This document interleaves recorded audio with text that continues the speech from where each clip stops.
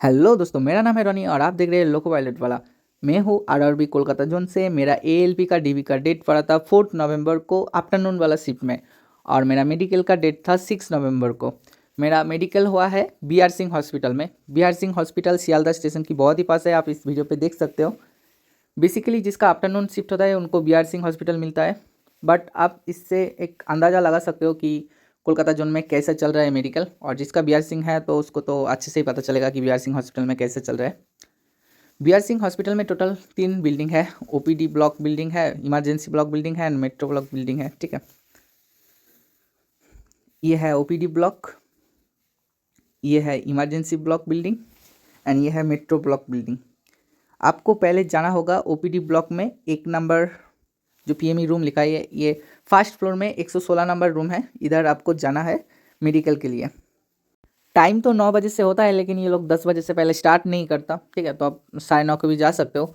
जाने के बाद उधर वेट करना, वो लोग आएगा फिर एक एक करके नाम लेके बुलाएगा। ठीक है, और मैं बता देता हूँ ये बहुत बड़ा हॉस्पिटल है, तो ये यहाँ पर सिर्फ मेडिकल एग्जामिनेशन के लिए वो लोग बैठा नहीं है। बहुत सारा पेशेंट है, बहुत सारा मतलब जो पहले से काम करता है एलपी और भी जो पोस्ट है वो लोग भी आते रहते हैं, तो उन लोगों का भी काम होता है और तुम्हारा भी होता है, तो डिले होता है बहुत। ठीक है, तो उन लोग बुलाएगा, फिर आपका नाम कुछ वेरिफिकेशन के लिए बोलेगा, फिर आपको दोनों आइडेंटिफिकेशन मार्क पूछेगा। ठीक है, इधर आइडेंटिफिकेशन मार्क में थोड़ा बहुत प्रॉब्लम करता है, लाइक एकदम स्पेसिफाई करना होता है। ठीक है, अगर आपका पाँव में है तो मतलब लेग लेग लेग के एंकल में है कि नी में है कि थाई में है, ऐसा करना होता है। ठीक है, और हैंड में होगा तो हैंड में है कि रिस्ट में है कि पाम में है कि बैक ऑफ द पाम में है, ऐसा स्पेसिफाई करना होगा, नहीं तो प्रॉब्लम करता है। लाइक मेरा फेस में स्कार मार्क था तो बोल रहे फेस में कहा स्पेसिफाई करना था कि लीफ के नीचे, ऐसा। ठीक है, अगर आपने प्रॉपर मेंशन नहीं किया है तो भी कोई प्रॉब्लम नहीं है, वो थोड़ा परेशानी होता है, बट आपको बाहर नहीं करेगा। लाइक आपको बोलेगा कि ठीक है बाहर होल्ड करो, सबको फॉर्म और आइडेंटिटी कार्ड दे देगा, लेकिन आपको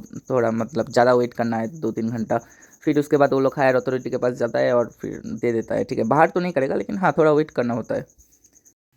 ये सब छोटा मोटा वेरिफिकेशन हो जाने के बाद ये लोग एक फॉर्म देता है जिसमें आपका नाम, आपका पिताजी का नाम, आपका मोबाइल नंबर और जीमेल लिखना होता है, और 8 येस नो का क्वेश्चन है जिसमें सब आपको नो करना है।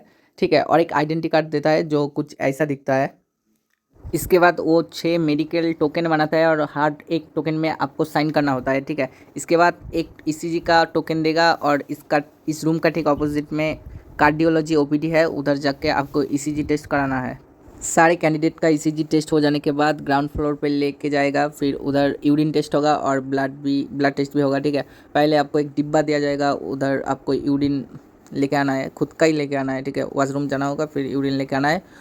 यूरिन लेके आओगे तो वो लोग एक वाइट कलर का स्ट्रिप जैसा कोई कागज़ देगा, उसको जब अपने यूरिन पे डालोगे तो उसका सामने की तरफ 2 कलर चेंज हो जाएगा, वाइट से वो मतलब sky blue and yellow colour हो जाता है। उसको ऑफिसर को दिखाना है, बस वो खुद से कुछ लिख लेता है। ठीक है, उसके बाद वो लोग ब्लड भी ले लेता है ब्लड टेस्ट के लिए, फिर आपको बोलेगा कि आप चले जाओ 116 नंबर रूम पे।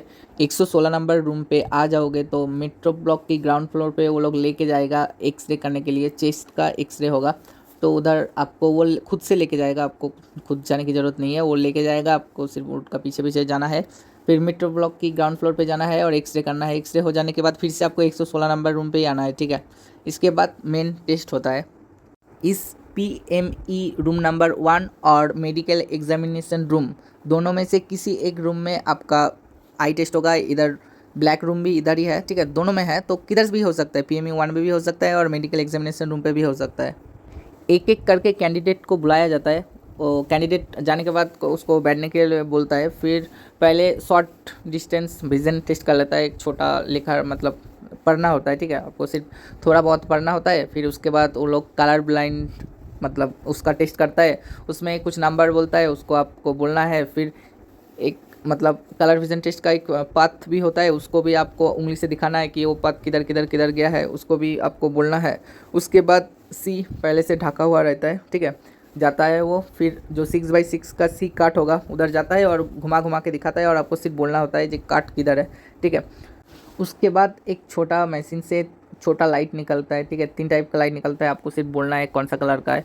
उसमें red, green and yellow colour का लाइट होता है, जब जो लाइट दिखाता है उसको सिर्फ बोलना होगा। उसके बाद आपको एक स्पेशल ग्लास देगा आँखों में। ठीक है, उधर एक ग्लास रेड कलर का होगा और दूसरा ग्लास ग्रीन कलर का होगा। तो उसको पहन के, और एक लाइट वाला मशीन है उसमें 4 डॉट है, डॉट नहीं वो सर्कल जैसा है, तो वो कौन सा क्या कलर है उसको भी बोलना है। अगर आप ये बोल सकोगे तो आपका आंखें एकदम सही है, ठीक है। बेसिकली फ्लैट फुट और नॉकनी चेक नहीं करता, बट आपका अगर नॉकनी बहुत ज़्यादा है, ठीक है, फिर वो बोल सकता है कि आपका नॉकनी देखो। बट बेसिकली ऐसे नहीं बोलते कि आप खड़ा हो जाओ, आपका नॉकनी देखना है, आपका फ्लैट फुट देखना है, ऐसा नहीं करते, वो ऐसे ही देख लेता है। अगर बहुत ज़्यादा होगा फिर आपको चेक कर सकता है, ठीक है। मेरा तो चेक ही नहीं किया, मेरे को पता भी नहीं चला कि चेक क्या है कि नहीं। मैं तो सोच रहा था कि शायद नहीं चेक करा है, लेकिन एक कैंडिडेट को फ्लैट फुट के मतलब फ्लैट फुट है इसलिए उसको होल्ड किया था, तो देख तो रहा है। आपका थोड़ा बहुत है तो नहीं देखेगा, बट अगर दूर से ही पता चल रहा है कि इसका नॉकनी है कि फ्लैट फुट है तो चेक कर रहा है, ठीक है। नॉर्मली पाइल्स तो चेक नहीं कर रहा है, लेकिन हाइड्रोसिल चेक कर रहा है। आपको खुद से ही खोलना होगा, फिर वो बोलेगा कि इधर उधर दिखाओ, उठा के दिखाओ, तो आपको जस्ट दिखाना है, बस हाइड्रोसिल भी चेक हो गया। फिर आपको फंडस टेस्ट के लिए 3rd फ्लोर पे जाना होगा। 3rd फ्लोर के 301 मतलब 301 रूम पे आपका फंडस टेस्ट होगा। उसमें ड्रॉप दिया जाएगा और आपका आंखें डाइल्यूट होगा, थोड़ा बहुत बड़ा हो जाएगा, और वो लोग मशीन से देख लेता है, ठीक है। पहले एक मशीन से देखता है कि आपका लासिक सर्जरी हुआ है कि नहीं, और एक मैम है वो आँख में टॉर्च मार के लेंस लगा के देखता है कि आँख ठीक है कि नहीं।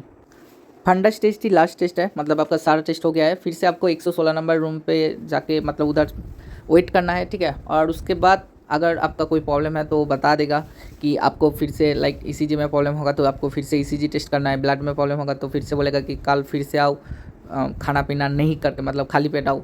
अगर हार्ट का बीपी का प्रॉब्लम है तो फिर से बोलेगा कि बीपी का टेस्ट करना है। किसी का मतलब आँखों में 6/9, एक आँख में 6/6 और एक आँख में 6/9 होगा, फिर भी आपको एक दिन में पास करवा दिया जाएगा। लेकिन आपका अगर दोनों आँखों में 6/9 है तो हो सकता है आपको 2-3 दिन फिर से आना होगा। और जल्दी रिजेक्ट नहीं करते। आप